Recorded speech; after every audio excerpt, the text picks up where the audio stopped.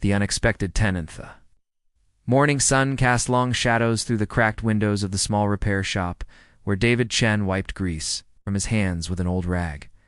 At 39, his calloused fingers told the story of countless hours spent under car hoods trying to make ends meet. The notification on his phone buzzed insistently, reminding him that rent was due in 2 weeks, and his bank account was running dangerously low. "Daddy, are we having pancakes today?" 7-year-old Mia asked from the corner where she sat coloring while he worked on a stubborn engine.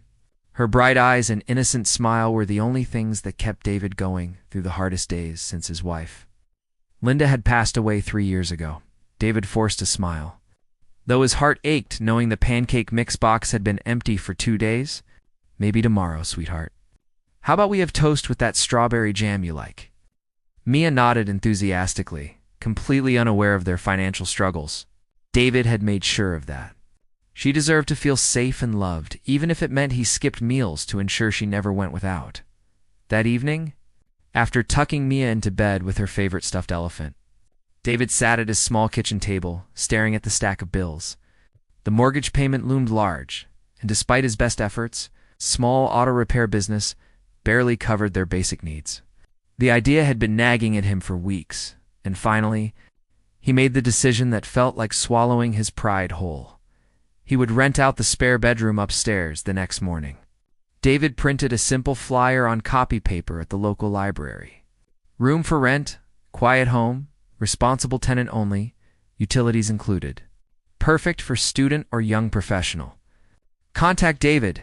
He posted it on the community college bulletin board with trembling hands, hoping desperately that someone decent would respond. Within hours, his phone rang. The voice on the other end was soft, polite, with a slight nervousness that somehow put him at ease. "Hello, I saw your rental listing. Is it still available?" "Yes, it is. Would you like to see it?" David replied, trying to sound more confident than he felt. "I would love to. Could I come by this afternoon?" When the young woman knocked on his door at exactly 3 o'clock, David was struck by how she carried herself. Sophia Williams appeared to be in her early 20s. With auburn hair pulled back in a simple ponytail and clothes that were nice but not flashy, what caught his attention was the quality of her mannerisms, the way she spoke, her posture, and an indefinable grace that seemed almost out of place. "Mr. Chen, I'm Sophia. Thank you for agreeing to meet with me." Mia peeked around David's legs, her curiosity getting the better of her shyness. "Daddy, is she the nice lady who might live upstairs?" Sophia knelt down to Mia's level with a warm smile. "Hi there. What's your name?" "I'm Mia. Do you like coloring?" "I have lots of crayons. I love coloring. Maybe you could show me your drawings sometime." The simple interaction melted David's hesitation. Anyone who could connect so naturally with his daughter deserved consideration. The room upstairs was modest but clean.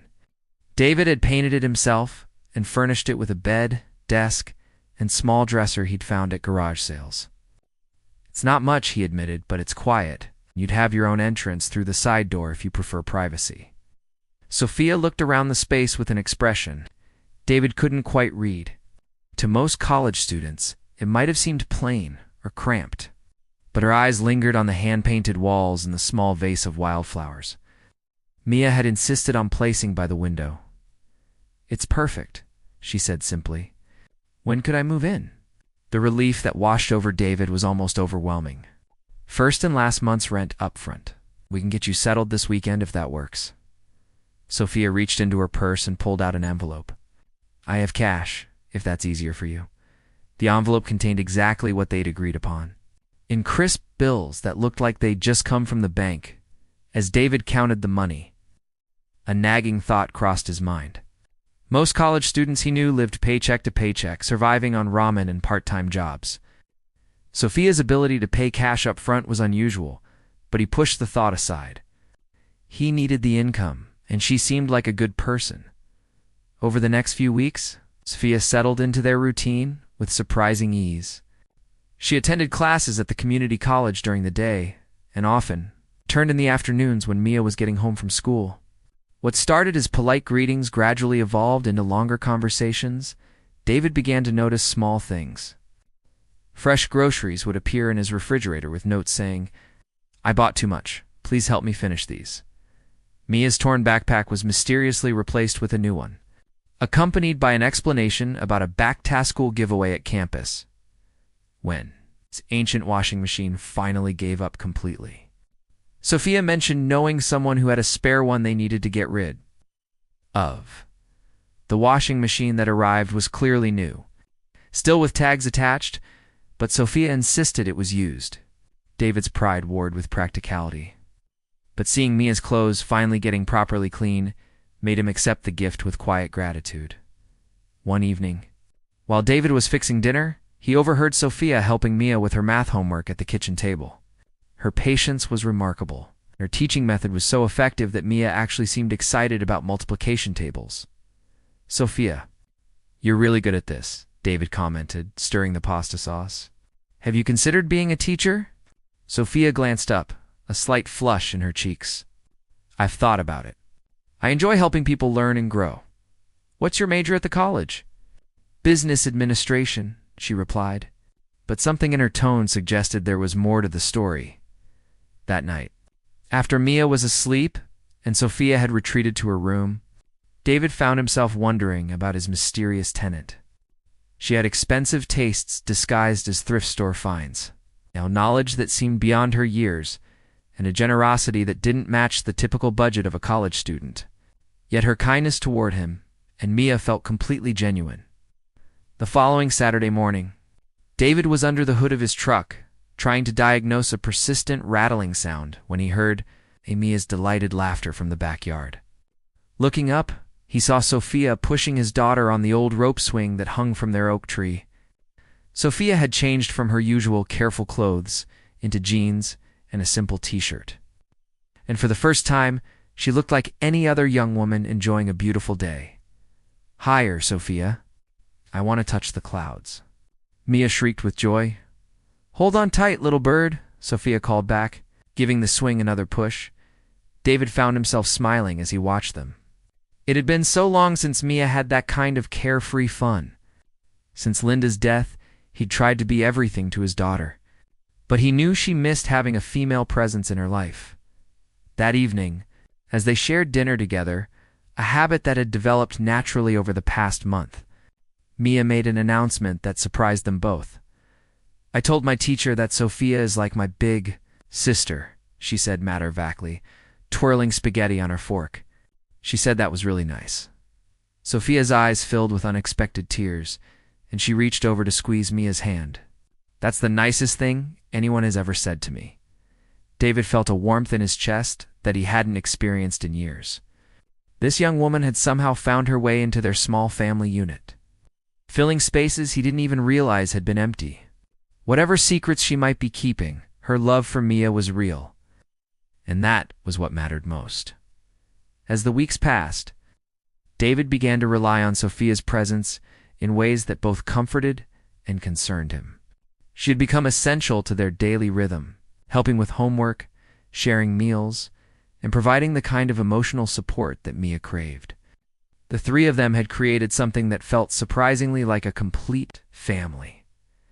But David couldn't shake the feeling that their peaceful existence was too good to last. Worlds collide. The black Mercedes pulled up to David's modest house on a crisp October morning, its polished surface reflecting the autumn leaves like a dark mirror.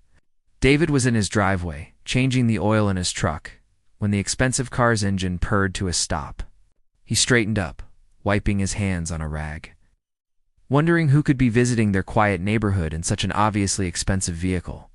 The man who stepped out was tall and imposing, wearing a perfectly tailored charcoal suit that probably cost more than David's monthly income. His silver hair was impeccably styled. His sharp blue eyes scanned the small house with an expression that seemed part curiosity, part disapproval. "Excuse me," the man called out, his voice carrying the kind of authority that comes from years of commanding boardrooms. "I'm looking for Sophia Williams. I believe she lives here." David's stomach dropped. In the 3 months since Sophia had been living with them, no one had ever come looking for her. She'd mentioned being estranged from her family but had never gone into details. Now, seeing this stranger with his expensive clothes and imperious manner, David felt the first stirrings of protective instinct. "She's not here right now," David replied carefully. "Can I ask who's asking?" The man's expression hardened slightly. "I'm Harrison Williams. I'm her father." The words hit David like a physical blow. Williams, as in Williams Tech Industries. The company whose logo appeared on half the electronics in his house, as in Harrison Williams, the billionaire who regularly appeared on business magazine covers and news programs. David felt the world tilt slightly on its axis as pieces of a puzzle he hadn't even known existed suddenly clicked into place. "I see," David managed to say, though his voice sounded strange to his own ears. Harrison's gaze moved from David to the house, taking in the peeling paint, the patched screen door, and the general air of someone making do with very little. "How long has she been living here?" "About 3 months," David answered, still processing the revelation. Sophia Williams. Not just any college student, but the daughter of one of the most powerful men in the tech industry. "I suppose she's been paying you rent regularly?" Harrison asked, and David caught the implication in his tone. "She's been an excellent tenant," David replied firmly, his protective instincts overriding his shock. "Reliable, helpful, and wonderful with my daughter." Harrison's eyebrows rose slightly. "Your daughter?" Before David could respond, the sound of familiar laughter drifted from the backyard. Mia and Sophia appeared around the corner of the house, both carrying baskets filled with leaves they'd been collecting for a school project. Mia was chattering excitedly about making leaf rubbings when she spotted the stranger in their driveway. Sophia froze the moment she saw Harrison, her face going pale. The basket of leaves tumbled from her hands, scattering red and gold across the driveway like fallen dreams. "Hello, Sophia," Harrison said, his voice softer now, but still carrying an unmistakable note of command. "It's time to come home." Mia looked between Sophia and the stranger, sensing the tension even if she didn't understand it. "Sophia, who is that man?" Sophia knelt down beside Mia, her hands trembling slightly as she tried to reassure the little girl. He's my father, sweetheart. Your daddy?" Mia's face lit up with innocent delight. "Is he here for dinner?" "We're having spaghetti again." The simple question hung in the air like a bridge between two different worlds. Harrison looked down at the child with an expression David couldn't quite read. And for a moment his stern facade seemed to crack slightly. Sophia Harrison continued, his attention returning to his daughter. "Pack your things. You're coming home. This charade has gone on long enough." "It's not a charade," Sophia said quietly, rising to her feet. "This is my life.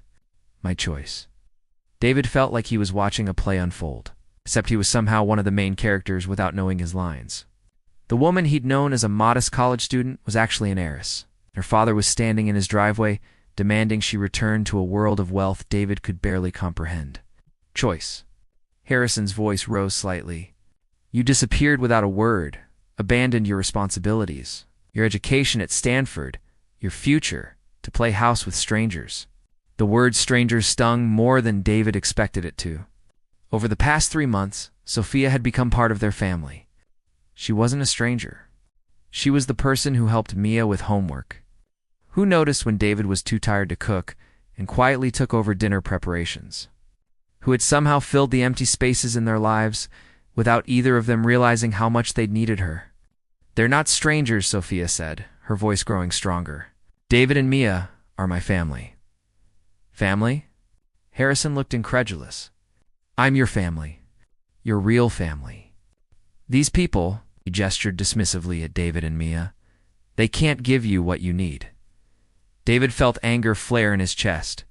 "Maybe we can't give her millions of dollars or fancy cars, but we've given her respect, genuine care, and a place where she's valued for who she is, not what she's worth." Harrison turned his sharp gaze on David, sizing him up.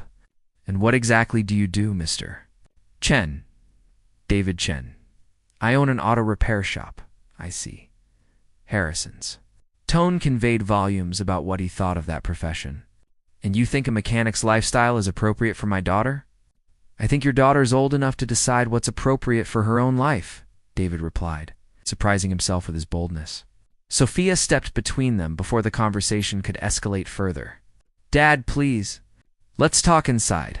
They moved into David's small living room, where the contrast between Harrison's expensive suit and the secondhand furniture was stark. Mia curled up on David's lap, sensing the adult tension even if she didn't understand its source. Sophia, Harrison began, his voice taking on a more pleading tone. You have everything waiting for you at home. Your trust fund, your position in the company, a penthouse apartment, whatever you want. Why are you throwing all of that away? Because none of that made me happy, Sophia replied simply. I felt like I was suffocating in that world. Everything was about money, status, and appearances. Here I'm just Sophia, not the Williams heiress, not a net worth figure. Just me. Harrison looked around the modest room, his expression bewildered. But look at this place. You're living in poverty when you could have luxury. This isn't poverty, Sophia said firmly. This is richness of a different kind. David works 16-hour days to provide for Mia, and he never complains. He puts her needs before his own every single day. Mia shares her toys, her stories, her whole heart without expecting anything in return. They've taught me what real wealth looks like. David felt a lump forming in his throat. He'd never thought of his struggles as admirable, just necessary. And what about your future? Harrison pressed. Your education, your career prospects? I'm still going to school, Sophia replied. I'm learning things that matter to me, not just what's expected of me. Harrison was quiet for a long moment, his gaze moving from his daughter to David and Mia. Finally he spoke, his voice softer than before. I don't understand your choice, Sophia. But I can see that you're happy here in a way you never were at home. The admission seemed to surprise everyone in the room, including Harrison himself. I am, Sophia confirmed. Happier than I've ever been. Harrison sighed deeply. The sound of a man grappling with a reality he'd never expected to face. If this is truly what you want, then I won't force you to come home. But I insist on helping to support you properly. David immediately bristled. We don't need charity. It's not charity, Harrison replied, his business instincts taking over. It's ensuring my daughter's safety and comfort. And frankly, if she's going to stay here, I want to make sure this house is properly maintained and secure. The offer hung in the air like a challenge. David's pride warred with the practical reality of their financial situation. A roof that needed repair, windows that leaked in winter, furnace that made concerning noises. All problems he'd been putting off because he couldn't afford to fix them. Dad, Sophia said quietly, if you want to help, then help with respect. David isn't a charity case, and this isn't a rescue mission. We're a family, and families support each other. Harrison looked at his daughter with newfound respect. Very well. I'll have my people draw up an agreement, Mr. Chen.